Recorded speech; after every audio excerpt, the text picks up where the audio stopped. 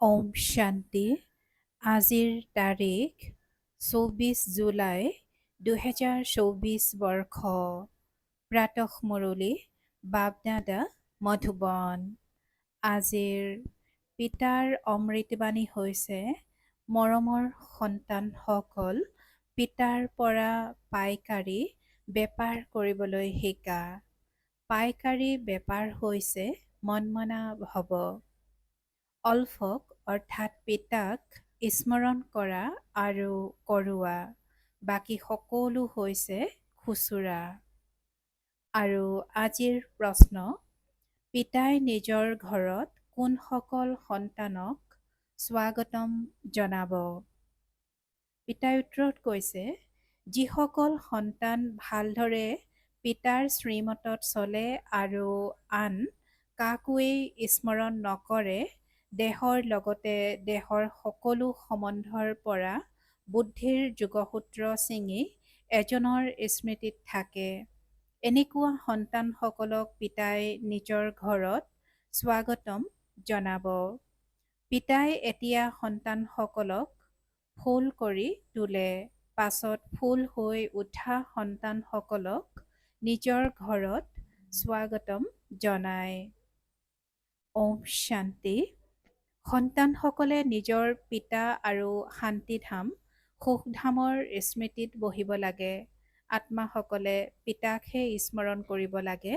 এই দুখধামক পাহৰি যাব লাগে। পিতা আৰু সন্তানসকলৰ এয়া হৈছে মধুৰ সম্বন্ধ। ইমান মধুৰ সম্বন্ধ আৰু কোনো পিতাৰ নাথাকেই।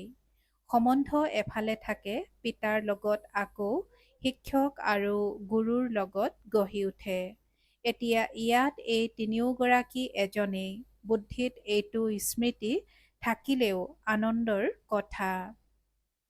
এজনেই পিতাক পাইছোঁ, যিয়ে বহুত সহজ মাৰ্গ দেখুৱায়। পিতাক শান্তিধাম আৰু সুখধামক স্মৰণ কৰা, এই দুখধামক পাহৰি যোৱা। ফুৰা-চকা কৰা, কিন্তু বুদ্ধিত যাতে এইটোৱে স্মৃতি থাকে। ইয়াততো কোনো সাংসাৰিক কাম-কাজ আদি নাই। ঘৰত বহি আছা, পিতাই কেৱল তিনিটা শব্দ স্মৰণ কৰিবলৈ কয়। বাস্তৱত এটাই শব্দ, পিতাক স্মৰণ কৰা। পিতাক স্মৰণ কৰিলে সুখধাম আৰু শান্তিধাম দুয়োটা উত্তৰাধিকাৰেই স্মৃতিলৈ আহে। দিওঁতাটো পিতাই হয়। স্মৰণ কৰিলে আনন্দৰ পাৰাপাৰ নোহোৱা হ'ব। তোমালোক সন্তানসকলৰ আনন্দৰ বিষয়ে সকলোৱে জানে। তোমালোক সন্তানসকলৰ আনন্দৰ বিষয়ে সকলোৱে জানে। সন্তানসকলৰ বুদ্ধিত আছে, বাবাই আমাক ঘৰত আকৌ স্বাগতম জনাব, আদৰি নিব, কিন্তু তেওঁলোকক যিসকলে ভালদৰে পিতাৰ মতত চলিব আৰু আন কাকো স্মৰণ নকৰিব। পিতাই কৈছে যে সন্তানসকলৰ বুদ্ধিত আছে, বাবাই আমাক ঘৰত আকৌ স্বাগতম জনাব, আদৰি নিব, কিন্তু তেওঁলোকক যিসকলে ভালদৰে পিতাৰ মতত চলিব আৰু আন কাকো স্মৰণ নকৰিব। দেহ সহিত দেহৰ সকলো সম্বন্ধৰ পৰা বুদ্ধিযোগ আঁতৰাই মামেকম অৰ্থাৎ কেৱল মোক স্মৰণ কৰা। ভক্তি মাৰ্গততো তোমালোকে বহুত সেৱা কৰিছা, কিন্তু যোৱাৰ মাৰ্গ পোৱাই নাযায়। এতিয়া পিতাই কিমান সহজ মাৰ্গ দেখুৱাই দিয়ে, কেৱল এয়া স্মৰণ কৰা। পিতা পিতাও হয়, শিক্ষকো হয়। সৃষ্টিৰ আদি মধ্য অন্তৰ জ্ঞান শুনায়, যিটো আন কোনেও বুজাব নোৱাৰে। পিতাই কয়, এতিয়া ঘৰলৈ যাব লাগে, আকৌ প্ৰথমে সত্যযুগত আহিবা। এই চি সৃষ্টিৰ পৰা এতিয়া যাব লাগে। যদিও ইয়াত বহি আছা, কিন্তু ইয়াৰ পৰা এতিয়া যাবাগৈ। পিতাও আনন্দিত হয়। তোমালোক সন্তানসকলে পিতাক বহুত সময়ৰ পৰা নিমন্ত্ৰণ জনাই আহিছা। এতিয়া পুনৰ পিতাক আদৰি লৈছা। পিতাই কয়, মই তোমালোকক ফুল কৰি তুলি পুনৰ শান্তিধামত আদৰি জনাম। পুনৰ তোমালোক ক্ৰমানুসৰি গুচি যাবা। কিমান সহজ। এনেকুৱা পিতাক পাহৰিব নালাগে। কথাটো বহুত মিঠা আৰু সৰল। এটা কথা, অল্ফক অৰ্থাৎ পিতাক স্মৰণ কৰা।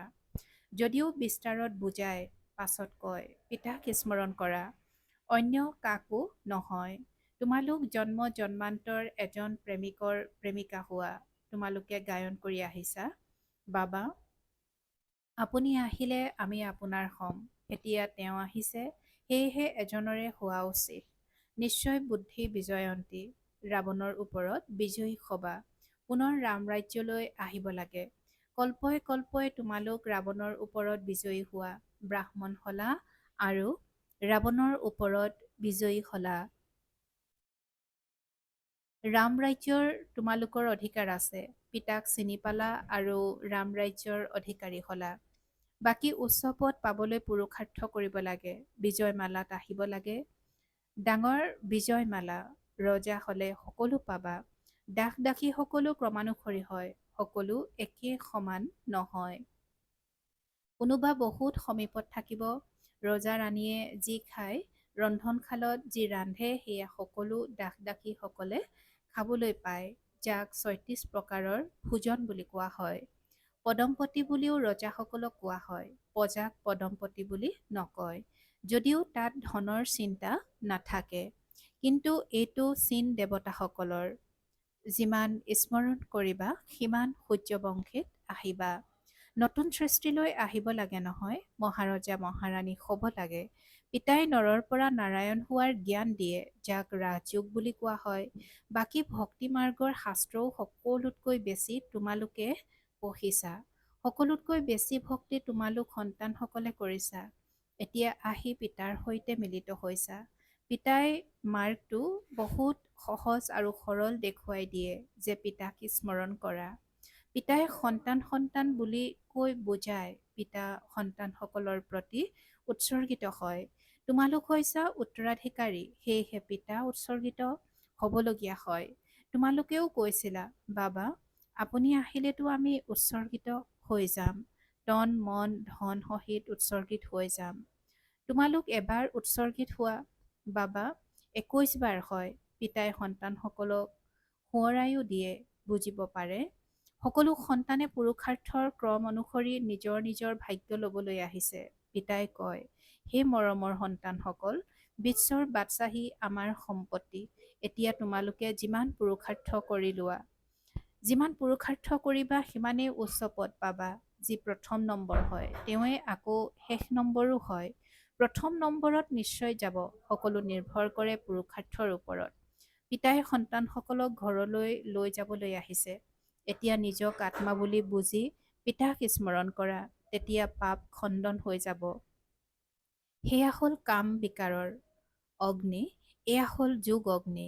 কাম অগ্নিত জ্বলি জ্বলি তোমালোক কলা হৈ গৈছা, একেবাৰে ছাৰখাৰ হৈ গৈছা।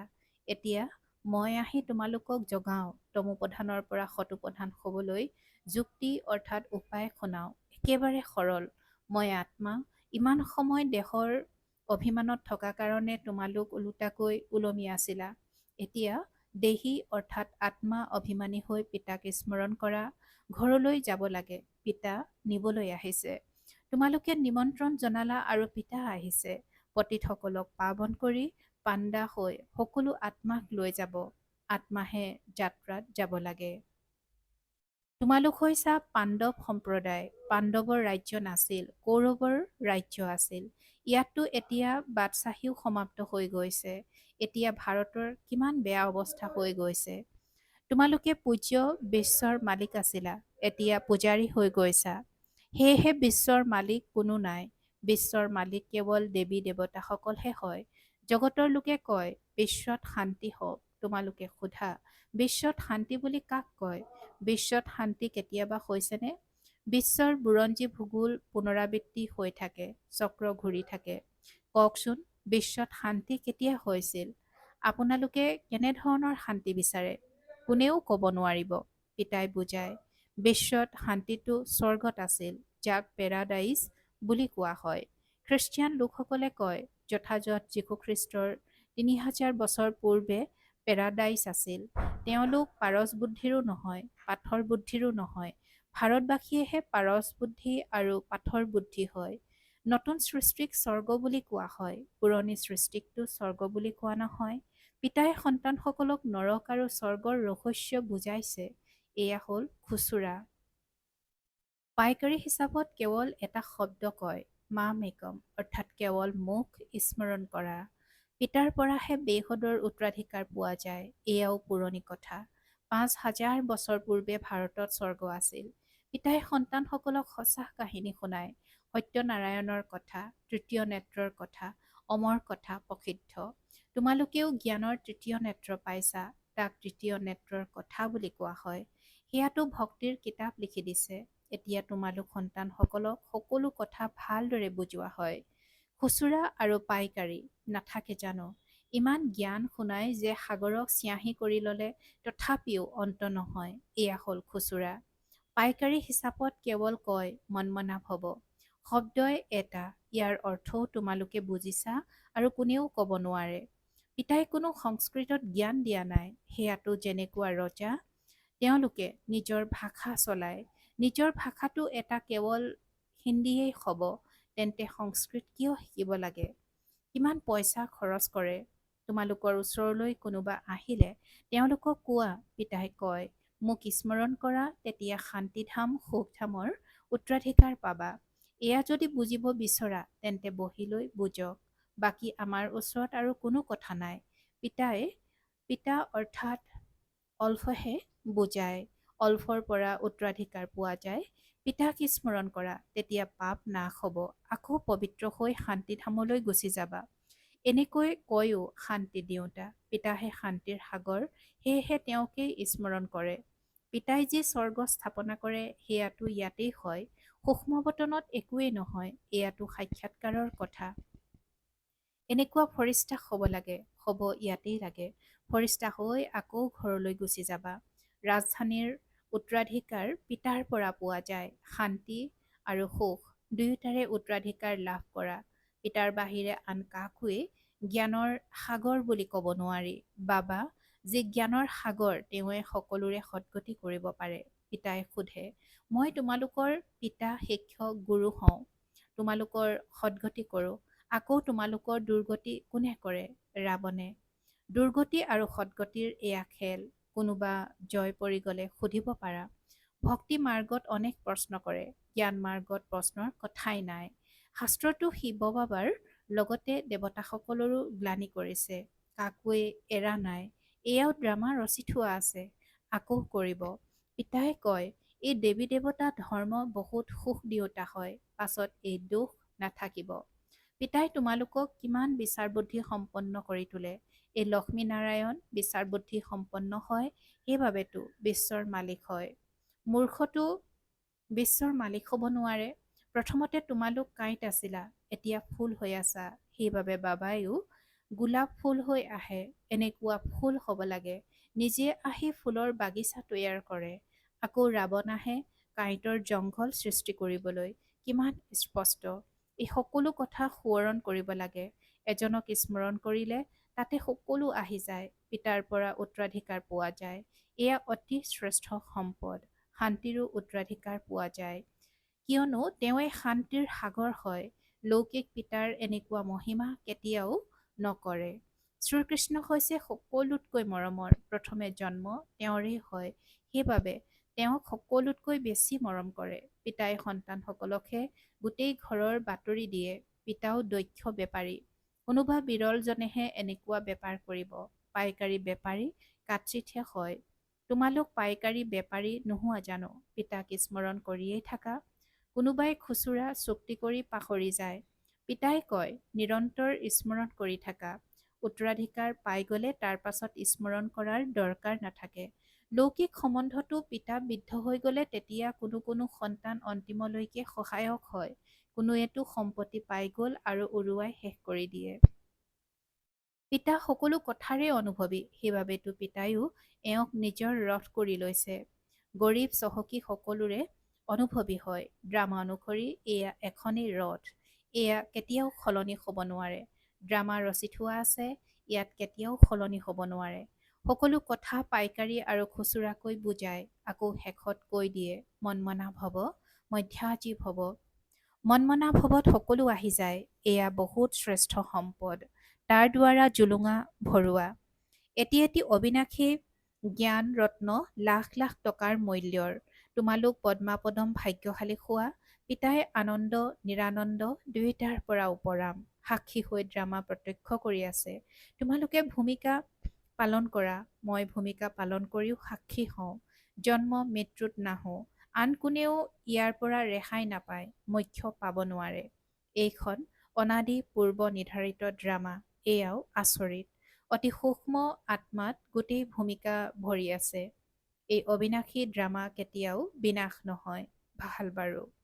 অতি মৰমৰ কল্পৰ পাছত পুনৰাই মিলিত হোৱা সন্তানসকলৰ প্ৰতি মাতা পিতা বাপ দাদাৰ গভীৰ আন্তৰিক প্ৰেম সহিত সেৱাধাৰী সন্তানসকলক পুৰুষাৰ্থৰ ক্ৰম অনুসৰি স্নেহপূৰ্ণ স্মৰণ আৰু সুপ্ৰভাত। আত্মিক পিতাৰ আত্মিক সন্তানসকলক নমস্কাৰ। আৰু আত্মিক সন্তানসকলৰ আত্মিক মাত পিতা আৰু বাপ দাদাৰ প্ৰতি স্নেহপূৰ্ণ স্মৰণ আৰু সুপ্ৰভাত আৰু নমস্কাৰ নমস্কাৰ নমস্কাৰ। আৰু আজিৰ ধাৰণাৰ বাবে মুখ্য সাৰ প্ৰথমতে, যেনেকৈ পিতা সন্তানসকলৰ প্ৰতি উৎসৰ্গিত হৈ যায়, তেনেকৈ তন মন ধন সহিত এবাৰ পিতাৰ প্ৰতি পূৰা উৎসৰ্গিত হৈ 21 জন্মৰ উত্তৰাধিকাৰ ল'ব লাগে। পিতাই যি অবিনাশী অমূল্য সম্পদ দিয়ে তাৰ দ্বাৰা নিজৰ জুলুঙা সদায় ভৰপূৰ কৰি ৰাখিব লাগে। সদায় এইটো আনন্দ আৰু নিচাত থাকিব লাগে যে আমি পদ্মাপদম ভাগ্যশালী। আৰু আজিৰ বৰদান, ব্ৰাহ্মণ জীৱনৰ বৈভৱ আৰু ব্যক্তিত্বৰ অনুভৱ কৰোঁতা আৰু কৰাওঁতা বিশেষ আত্মা হোৱা। ব্ৰাহ্মণ জীৱনৰ বৈভৱ আৰু ব্যক্তিত্বৰ অনুভৱ কৰোঁতা আৰু কৰাওঁতা বিশেষ আত্মা হোৱা। আৰু আজিৰ বৰদানৰ ব্যাখ্যা, বাপদাদাই সকলো ব্ৰাহ্মণ সন্তানক সোঁৱৰাই দিয়ে যে ব্ৰাহ্মণ হলা অহো ভাগ্য, কিন্তু ব্ৰাহ্মণ জীৱনৰ উত্তৰাধিকাৰ বৈভৱ হৈছে সন্তুষ্টতা আৰু ব্ৰাহ্মণ জীৱনৰ ব্যক্তিত্ব হৈছে প্ৰসন্নতা। এইটো অনুভৱৰ পৰা কেতিয়াও বঞ্চিত হৈ নাথাকিবা, অধিকাৰী হোৱা।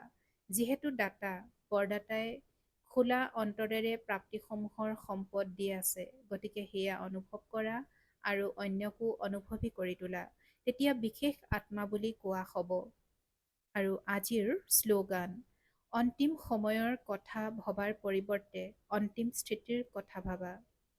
এতিয়া আজি শ্লোগানত কৈছে যে অন্তিম সময়ৰ কথা ভবাৰ পৰিৱৰ্তে অন্তিম স্থিতিৰ কথা ভাবা। ওম শান্তি। পৰোপকাৰৰ ভাৱনাৰে সম্পন্ন হৈ অপকাৰীৰো উপকাৰ কৰিবলৈ আজিৰ অব্যক্ত সংকেত। এতিয়া এনেকুৱা পৰোপকাৰী দল লাগে যি দিওঁতা দাতা হয়। যেনেকৈ সম্পন্ন ৰজাসকল সদায় প্ৰজাক দিওঁতা হয়, সম্পন্ন ৰজাসকলৰ হাত কেতিয়াও লওঁতা নহ'ব, দিওঁতা হ'ব। তোমালোক সন্তানসকলটো স্বৰ্গৰ বিশ্বৰ মহাৰজা হৈ দাতাৰ ৰূপত ভূমিকা পালন কৰোঁতা হোৱা। গতিকে এতিয়াৰ পৰা সেয়াই সংস্কাৰ নিজৰ মাজত ধাৰণ কৰা। ওম শান্তি।